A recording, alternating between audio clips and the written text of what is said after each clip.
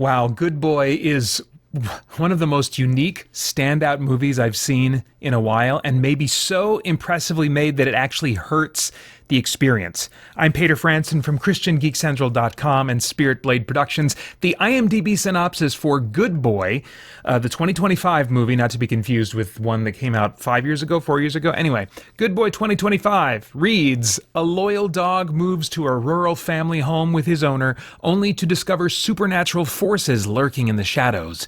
As dark entities threaten his human companion, the brave pup must fight to protect the one he loves most.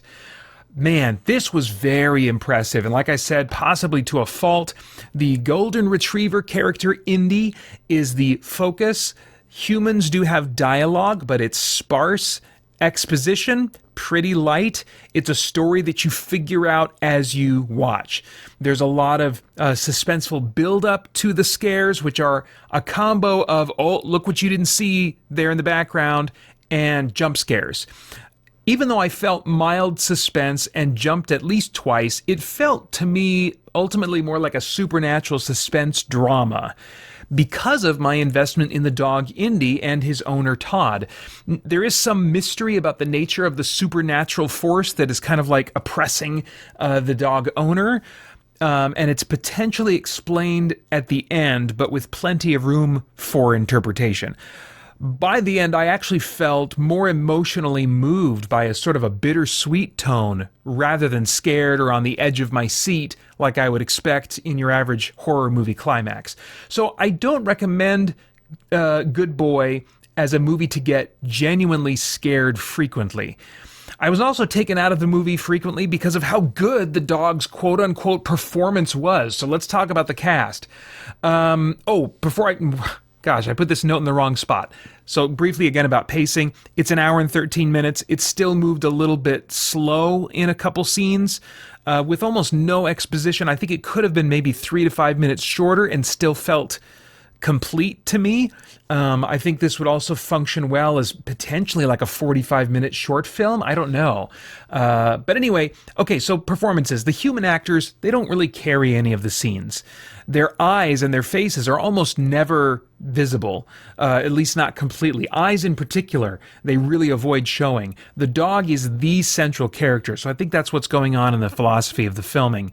At times, the human actors' voices, which seemed to have been added in post-production, were just a little overdone and artificial sounding, which could possibly be explained by just it being an indie film and them not, having access to better actors. I don't know.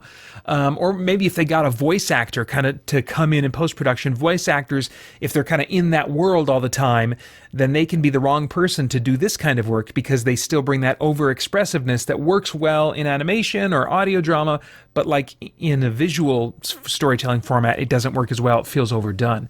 I think that the dog owner was played by the director.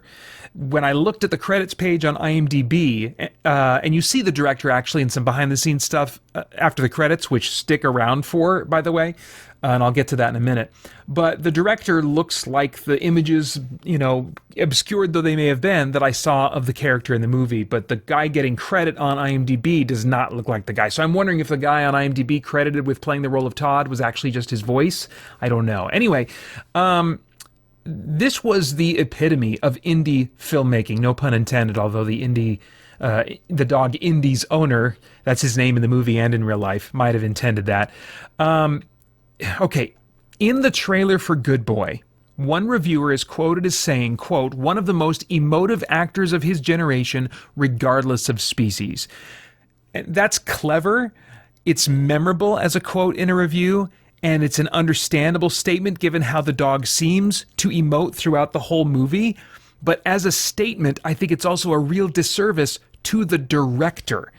The dog Indy was almost mesmerizing to watch for his seemingly authentic reactions to things. It felt so authentic, I was regularly taken out of the story wondering, how did they do this? Which I loved that I was asking that question of myself in this very practical movie, in this current age of bad CG saturation. So I loved that I felt like this was a special effect that they were pulling off and I didn't know how they were doing it. So Ironically, this amazing and unique aspect of this movie, like nothing I've seen before, was so good that it actually hurt my experience. Now, I'm wired to think a certain way while I'm watching movies and to think about the filmmaking a little bit more. I think there's probably many audience members who won't experience what I did, but that was what my experience was. The dog is portrayed as a dog, and I was really grateful for this. It's not portrayed as overly intelligent, and it's not at all anthropomorphic. It's a dog that plays absolutely like a real dog, and that's important to me. I do not like anthropomorphized treatments of animals.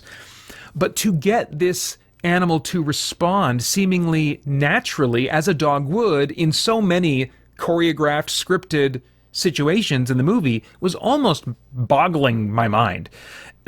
If you sit to the end of the credits, a theatrical exclusive at the very end of them is a 3 to 5 minutes behind the scenes look with the director at how the movie was shot. And I was so glad I stuck around for this. It was almost worth like half the price of the ticket. It was made with just the director and his wife in their own house over a 3-year period. And there was my answer. He stressed repeatedly in this little behind-the-scenes look that Indy did not know he was in a movie. They just found playful ways of getting his reactions, and they played with lighting and film exposure to create the illusion of being in a dark, spooky environment. Side-by-side shots show just how wildly different the mood of the humans and the dog were while filming compared to those same moments captured on film that made it into the movie and the mood they have in the context of the story. If you are not a horror fan, but you are interested in the craft of filmmaking, then I would highly recommend watching Good Boy for both a little education and likely some real inspiration. As far as stunts and visuals, there are a few digital effects representing the supernatural force in the house, but they are brief and they don't give much chance to scrutinize them, which works in this movie's favor. So it feels largely very practical. There's also one stunt, if you will, with the dog. I won't spoil it by describing it, but it happens at a jump scare moment, and it really surprised me for how violent it looks.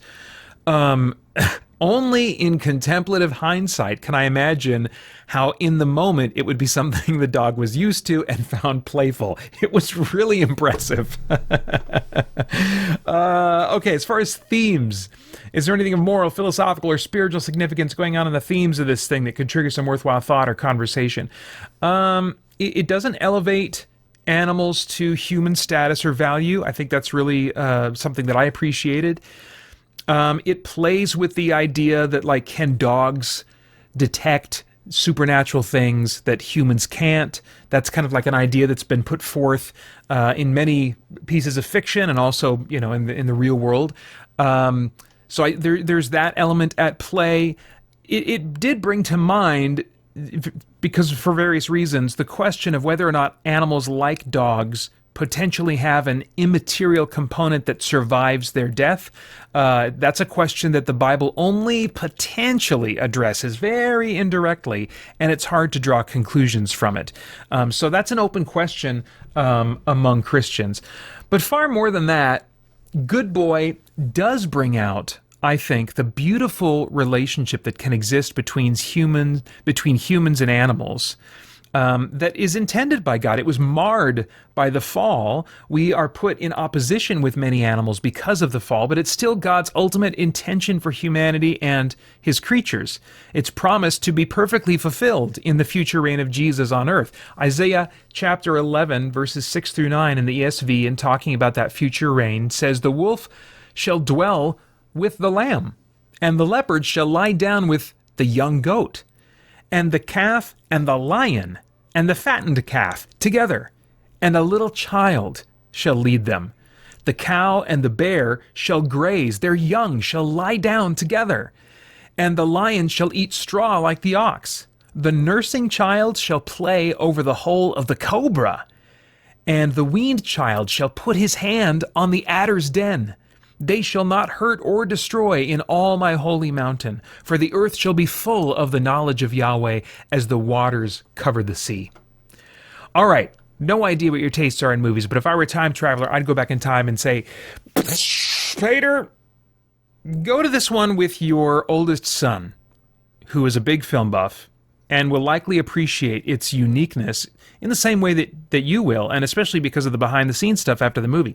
Just for yourself, looking for a horror experience, wait till it comes to Shudder. You want to see this one, but wait till it comes to Shudder, and then hey, you got a month to Shudder, you can watch other stuff too. It's made by Shudder, or distributed by Shudder, I should say. So it shouldn't be crazy long before it gets to that service, and at least inevitably we'll get there at some point. So wait till it comes to Shudder and hope that some version of the behind the scenes is included afterward, even though it seems like it was being presented as a thank you to those who came to see the movie theatrically, so maybe it won't be included in Shudder. I don't know. I would think that footage, that behind the scenes stuff, will float around on the internet at some point. You're definitely going to want to watch that. Yeah, it's impressive as a movie from a craft standpoint, and even slightly moving near the end, but it doesn't creep you out or provide suspense to the level you want when seeking out horror movies. This one's rated PG-13 for terror, bloody images, and strong language, and those are all of my thoughts for now on Good Boy 2025. As always, love getting your thoughts and reactions in the comments below. Please like, share, subscribe, click that bell to stay connected. I want to thank the Spirit Blade Insiders for making this review possible. You can get info about the benefits of joining over at patreon.com/Spirit Productions. Then I hope you'll check out our podcast and stay connected to all CGC content over at christiangeekcentral.com as we continue to geek out and seek the truth. For more chat about geek entertainment, answers to your questions, and news from the wider world of Christian geekery, get the Christian Geek Central podcast today on iTunes and other podcast services.